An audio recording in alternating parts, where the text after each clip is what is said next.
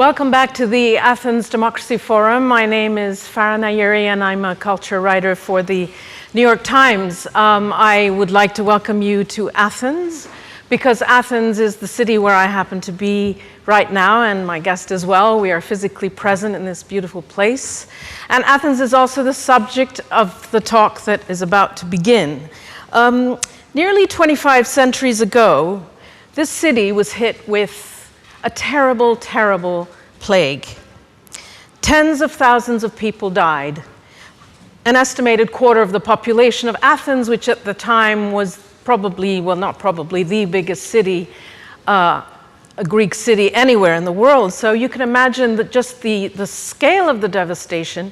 This disease was transmitted, of course, through physical contact. The city of Athens was very, very crowded. There had been a mass sort of migration from the countryside to the city, and a lot of people had moved into the city. And the first signs were fever, redness, inflammation of the eyes, bleeding from the throat, a terrible case of bad breath. There was sneezing, there was coughing, there was vomiting. There were pustules and boils and ulcers appearing all across people's skin. And there was a terrible, terrible thirst. And this is a disease that was really so devastating that many people died. They lost their lives within the space of 7 or 8 days. Now, the worst aspect of all was that the sick were abandoned. They were completely left to their own devices. People didn't visit them. People didn't take care of them, didn't look after them. And so it was really something quite upsetting. And if this all sounds vaguely familiar to you, it's because it's also vaguely familiar to the person I'm about to speak to. This plague of Athens rang a lot of bells for the person, my speaker and my esteemed guest. This is Katherine Kelaidis, who is a resident scholar at the National Hellenic Museum in Chicago. She also teaches at Loyola University. Now, Katherine wrote an article in the March edition of the Hellenic, and she basically explained to the readers of the Hellenic, this is really not the right time for a pandemic. The point she was making is that, when a nation is already in crisis, when a nation is not sure of its institutions, is not completely trusting the people who run it, when the foundations of the nation are a little bit wobbly, although she didn't use the word wobbly, pandemics are not really welcome.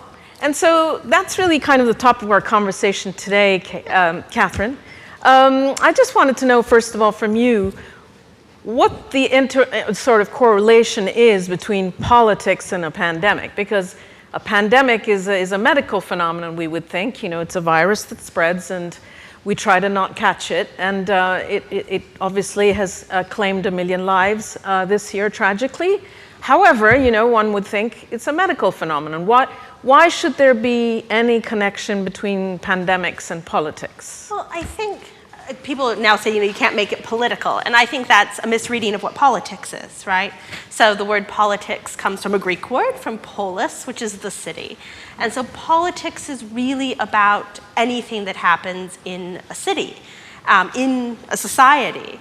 And certainly things like human health, like public health, are at the core of politics. They're at the core of why people live together in societies, right? To make themselves safer. Mm-hmm. And so I think that, a pandemic is political because a pandemic happens to people who live together in a society. Yes, but so why are you worried about the pandemic taking place today in, I guess you are talking about the world's largest democracy, meaning the United States of America. Why is it kind of a risk for it to happen today? Well, to be clear, I don't think there's any good time for a pandemic first, right? Obviously, but, obviously. Like if it happened next year would be fine. But I think that all pandemic timing is poor. Yeah. But I think that, particularly now in the United States, and I think you can extrapolate this around the world, but I was certainly speaking about the United States. You're in a moment where the society is horribly divided.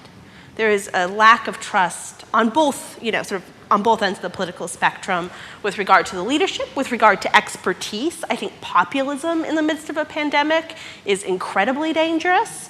If people don't trust, the people you need in a pandemic are experts. People who are experts at things related to human biology, to public health. And if people don't trust experts, or worse, and I think this is where social media has been very damaging, believe that they have some sort of expertise that rivals the expertise of experts, you're setting yourself up for an incredibly dangerous situation, a situation in which people will die who don't have to die. So you're clearly talking about America, Trump's America, right? Absolutely. And the Trump phenomenon is a product of that kind of erosion of faith in democracy. So I would argue democracies don't function in societies that are not self-confident, right? There has to be some self-confidence for self-government. And when societies become less confident, they do become more authoritarian.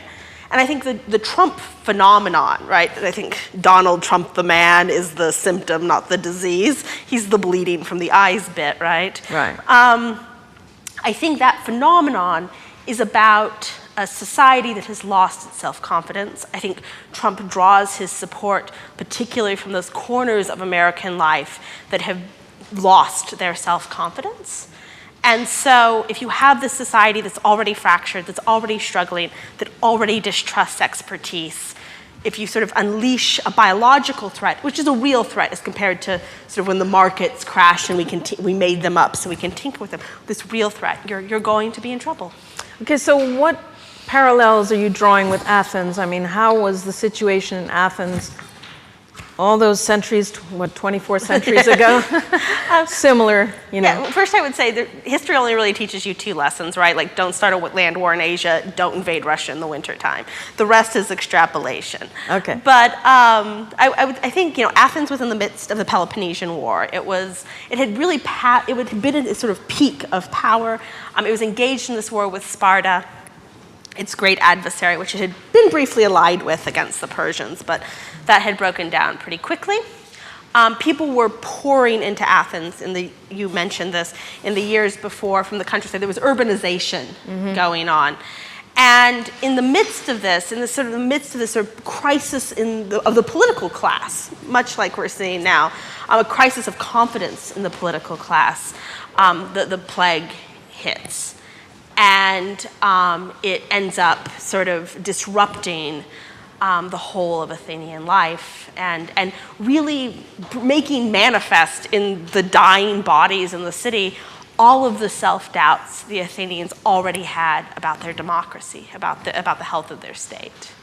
Right, but the point that you're making, and I'm reading another line from the story that you wrote for The Atlantic, is that the Great Plague of Athens wrote the first chapter in the end of Athenian democracy. So your belief is that democracy pretty much disintegrated, or? Athenian democracy did not survive that. I think most people would argue. It continued in some sort of form, but Athenian democracy, as it had been known, previously, the Athens in which the great tragedians wrote, for example, the Athens of Socrates, which was already sort of democratically suspect, that didn't survive.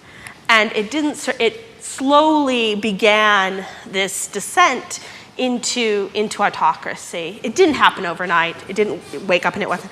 But, it ultimately resulted in, Alexander the Great's conquest of the city and the emergence of Athens into great empires where it stayed until the 19th century. But yeah, it shook the Athenians' core beliefs about themselves and their ability to govern themselves.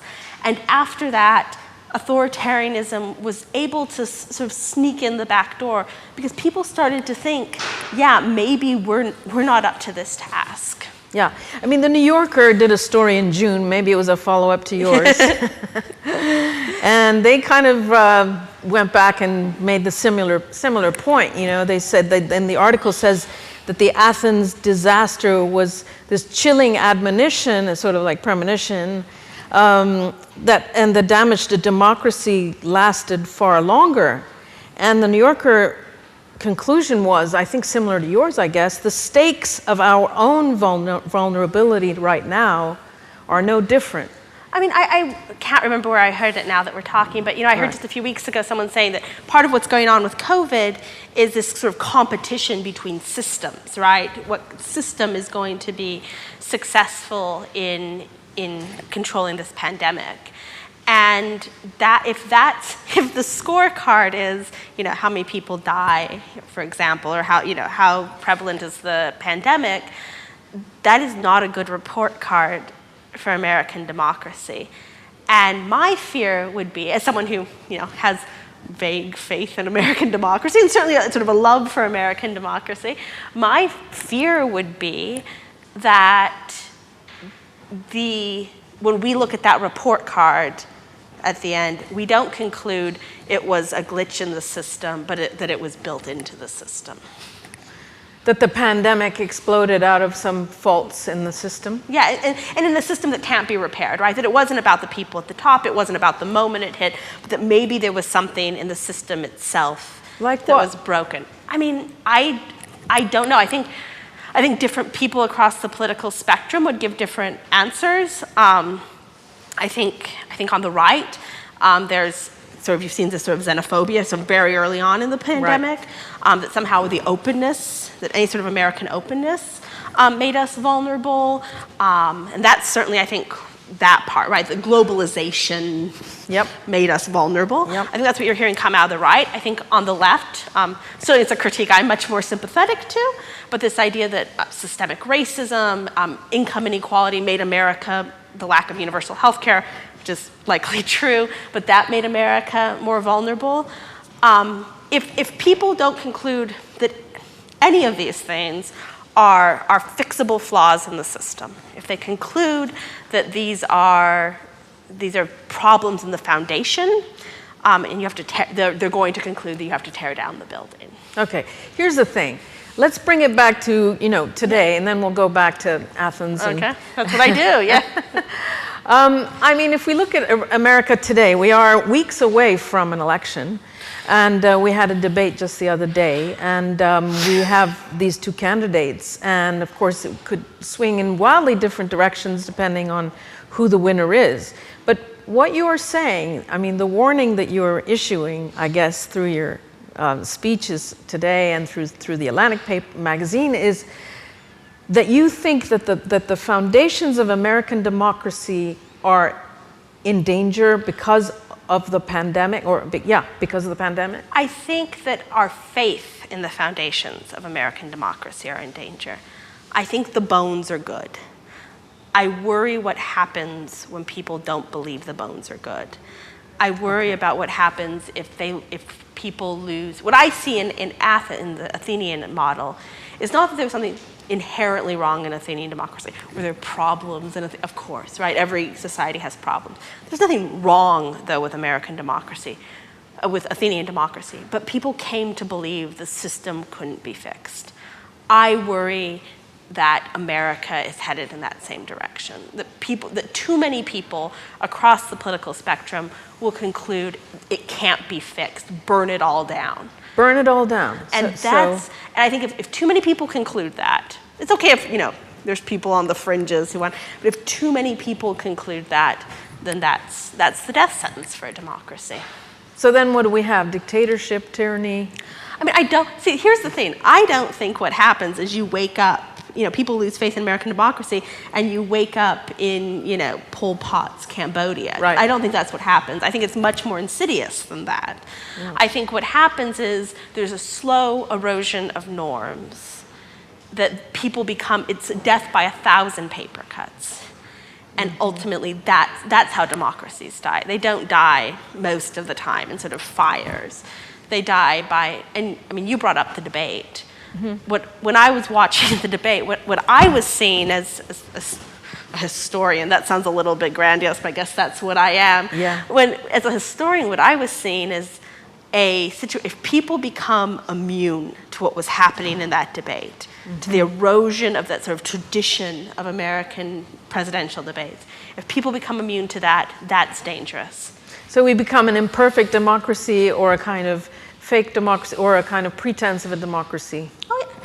I mean, they hold elections in, in North Korea, right? I mean, that's not right.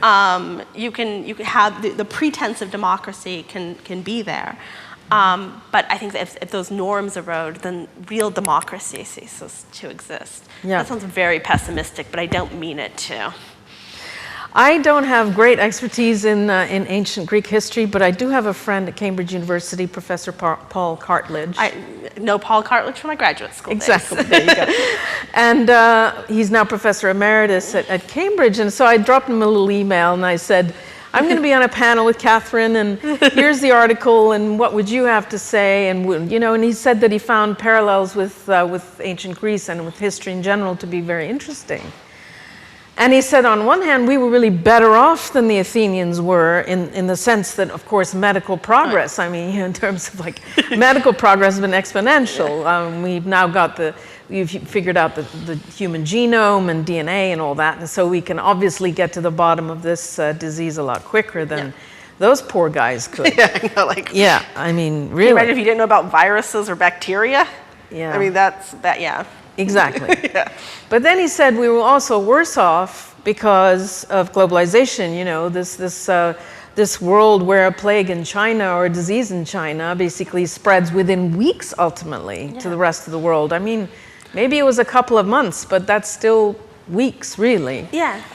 And so, but then what he said, in where he disagreed with you, or you tell me, is that he said it was an utterly false claim, quote unquote, that the Great Plague of 430 before Christ led to the decline of Athens' democracy because the democracy mutated, that there was the Peloponnesian Wars, as you were saying, and there were internal and external pressures, but ultimately democracy in Athens bounced back. And it lasted all the way up until 320, which is when it was destroyed by, I guess, Macedonia. So are you guys saying the same thing, or? I mean, I'd be reluctant to publicly disagree with the great Paul Cartledge. Okay. But because he's brilliant and was sort of seminal in my own sort of education, so that would be a poor choice probably. But I think that where I would disagree with him is I think we'd probably disagree about how buoyant the bounce back was. Right. Certainly there was a bounce back, right? And there was this sort of, there was a renewal of Athenian democracy. It didn't just cease to exist. But I would argue that bounce back was not perfect, and that it left dings in the armor of Athenian democracy that forever left it vulnerable. It didn't recover. That being said, I don't think that it destined Athens to fall, right? I mean, I think Philip of Macedon building his army did more of that. Yeah, right? okay. But so can you describe the Athens of the time of the plague? I mean, I did a little bit of it, but describe it to us some more, because poor Pericles died in this plague. I mean, how bad did it have to be that the leader of the city was crushed? When we talk about classical Athens, we talk about the Athens of Pericles, right? Yes. So the death of Pericles is sort of symbolic in a lot of ways of that. So Athens in the lead up to the Peloponnesian War, in the lead up to the Plague of Athens, was really at the height of its economic and political power. It led the Delphian League, but it really had this empire. It was an incredibly rich city. There's actually some really great research being done right now about what Athens looked like in terms of the rights of foreigners and there's this kind of growing xenophobia. Athens was a very xenophobic society, but there was a sort of growing xenophobia. But then the Peloponnesian War starts, and Athens is winning, right? They're starting to win. They ultimately do win, I mean. But Athens is winning. And it's fairly confident as a city, but it's also a city where there are a lot of fractures in the society. But describe what it was like to be an Athenian, during the plague itself. Yeah. Oh, I'm sorry. That's all right. Yeah, no, so I mean, obviously our sources are predominantly Thucydides. Yeah. In his Peloponnesian War, Thucydides got sick Yeah. as well. It was probably horrifying, probably more horrifying than being even in the worst parts of the COVID epidemic for the reasons you've stated, right? People were sort of just dying on the street because the dead had been abandoned. They were dying outside of temples, of places that were kind of religious purification. And because people didn't really have that much information, right? So medical information, it would have probably been terrifying. Yeah, it would have been a truly, it would have rocked your faith in civilization, right? In the sort of redemptive power of civilization, I'm sure. Yeah, we've only got about 3 minutes left, but I thought I would come at you again with another professor. Josiah Ober of Stanford, who I was also in touch with briefly via email, and he also said that basically he, sort of like Paul, he said the plague impact led to the loss of the Athens Empire, but the city rumbled on for another 8 decades until, again, liberties were oppressed by Macedonia. So both of those guys seem to think that Athenian democracy sort of held up more than you describe it as having. Yeah, no, I would say, I think our disagreement really does come from this, like, how much damage was done.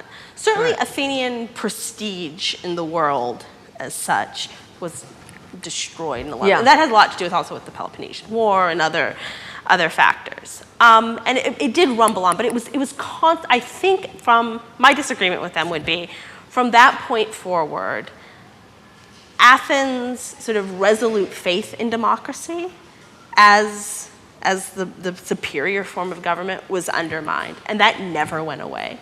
And so by the time you get to, say, Aristotle, who was the tutor of Alexander, Aristotle did not necessarily have great, in his constitutions, he thinks different societies should have different forms of government, and democracy is good, but there's these problems that even someone like Aristotle, who is a champion of democracy, has doubts. Yeah, so just rolling back forward or fast forwarding to United States of America 2020, what is your personal gut prognosis for where we're heading? I have turned in my ballot. Okay, that's good. I am cautiously optimistic with a level of concern. So I think all the polls are suggesting to us that we'll probably see Trump defeated at the polls. I'm not sure then what that looks like going forward. I would say ordinarily, having sort of an elder statesman like Biden in this role after kind of a traumatic experience is a good thing. But I don't know if the society has been shaken so much that you can fix that. That being said, I'm the granddaughter of immigrants. I have a great deal of faith in American society's ability to heal itself, and my hope is that will start to happen. And you don't think that, final question, that Joe Biden would be a kind of like a remedy to all this? I think in ordinary circumstances he would be. I have no doubt about, I don't know Joe Biden, but I have no doubt about like the character of Joe Biden, for example. He could be, and that's my hope, that maybe people, I think the best hope for American democracy is that people are tired of fighting. And maybe if everyone's just very tired, like toddlers, you let run their energy out. If everyone's just very tired at the end, there's some real hope for maybe some, because if America's going to survive, we have to learn to live with each other. So that would be my hope. I don't believe that there's a flaw in Biden that wouldn't make that happen. But I'm not sure if the landscape allows it. Right. Historian, not prophet. Katherine Kelaidis, thank you so much. Thank you. And thank you very much for being with us this afternoon in Athens for this talk about past and present plagues. Thank you.